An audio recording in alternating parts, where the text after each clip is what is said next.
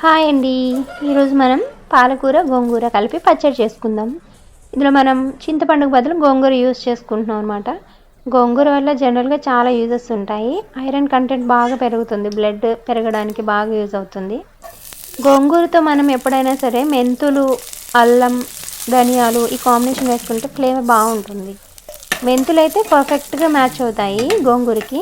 ఎప్పుడైనా గోంగూరతో ఏదైనా కర్రీ చేసుకున్నా కూడా కాస్త మెంతు పిండి యాడ్ చేసుకోండి, టేస్ట్ చాలా బాగుంటుంది. మెంతులు అంటే ముందు ముఖ్యంగా మనకు గుర్తుకొచ్చేది షుగర్ లెవెల్స్ని కంట్రోల్లో చేస్తుంది.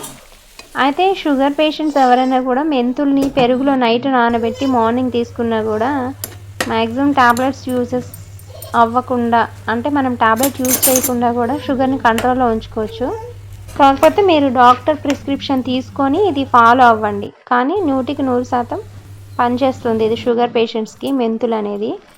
సో అది ట్రై చేసి చూడండి. ఇంకా గోంగూర అయితే కడుపుతో ఉన్న వాళ్ళకి బాగా యూజ్ అవుతుంది.